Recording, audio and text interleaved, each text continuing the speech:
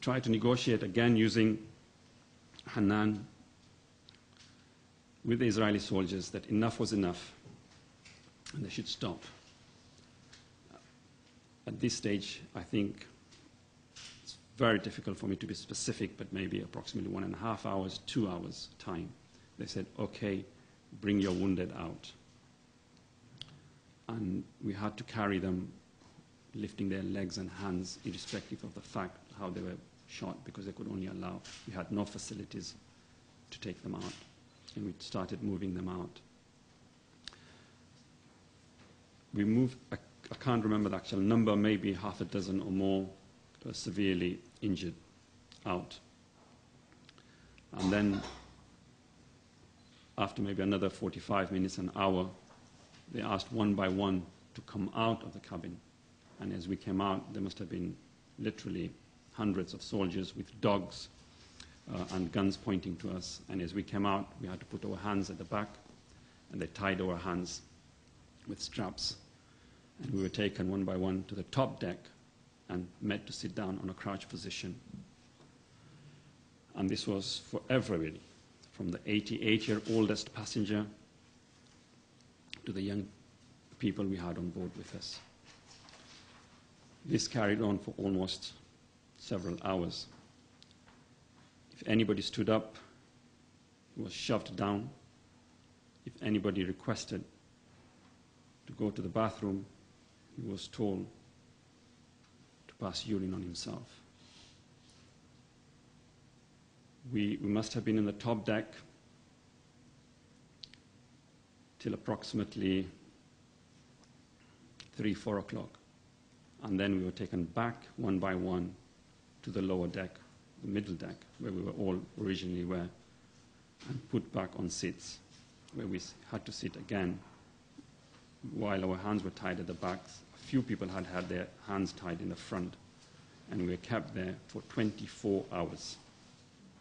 From the time we were first tied to the time we had our handcuffs, sort of cuffs released in Ashdod, it was 24 hours.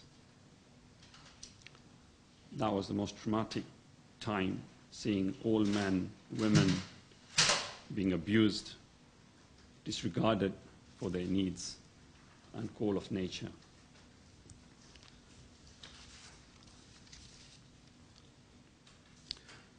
When we arrived at Ashdod, we were not taken to a detention center.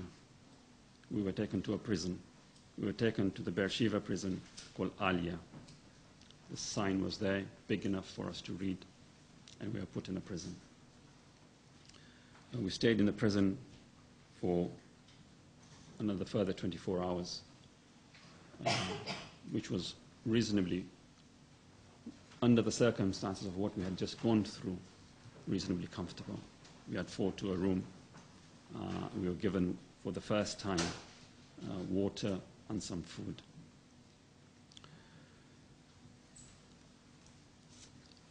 After that, we were taken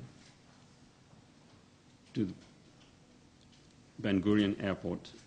This was on Thursday. On Thursday. A journey which should have taken us 1 hour on normal circumstances. But because of deliberately stopping along the way and frustrating us, it took them 12 hours. We left at about 10 o'clock. By the time we were inside the terminal, it was 8, and by the time we were on the plane, it was another 2 hours, 10 hours, so 10 p.m. So it took us 12 hours. Again, in those 12 hours, because we were in a bus, we couldn't use any facilities to the call of nature. And this was deliberate degradation of our morals, of humanity and integrity. We were asked to sign documents which were originally written in Hebrew, which we refused. There were attempts made throughout the process, particularly after Ashdod, to separate some members of the group, in particularly myself. Once a sit-in took place, because when the Israeli soldiers tried to separate me, the whole group sat down and refused to move unless I was put back with them.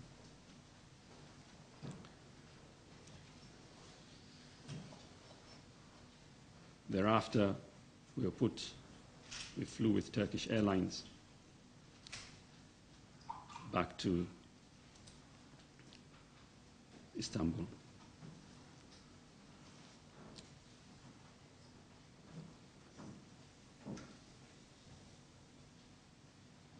While I was, this is my personal statement and it's not true for all of them, I was never visited by the British consulate or a member of the British consulate.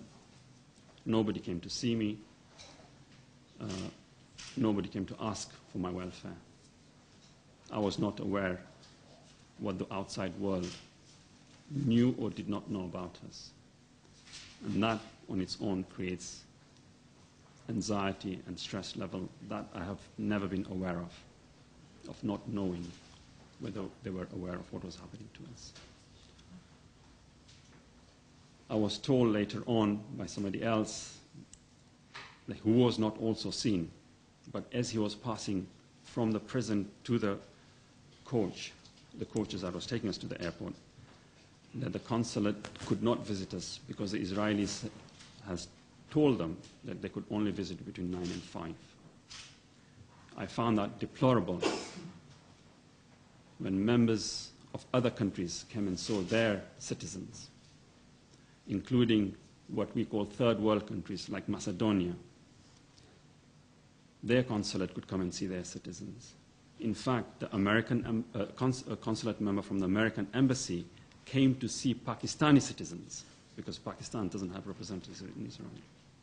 Yet our representative took a simple answer of no from the state of Israel for its citizens. The other thing to realize that the British contingent on this Gaza Flotilla was the second biggest after the Turkish. Yet the respect and the response shown to the British was incomparable. The Turkish government sent 6 aeroplanes to take us. 6. One minister was on that and an MP. That aeroplane did not leave the runway until they were sure each and every Turkish citizen was on that aeroplane. I cannot compare that to what the experience I had from our government's respect for its citizens. Israel has violated the rights of the British government. Israel has violated the right of the British people.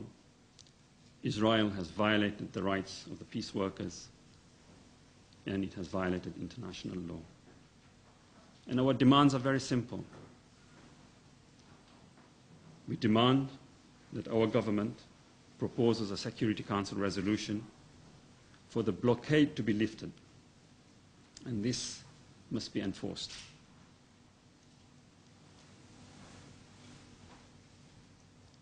The British government must also seek compensation from the Israeli government for the violation upon its citizens.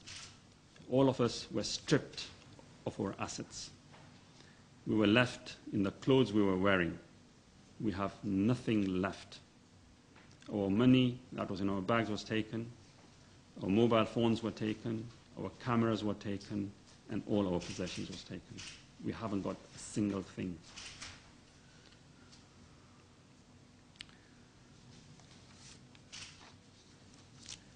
Finally, we should remember that the international law exists to ensure peace and harmony between all nations.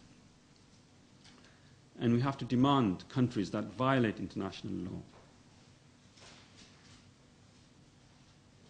that if they continue on this path, then international community must enforce using instruments at their disposal that that country obeys international law.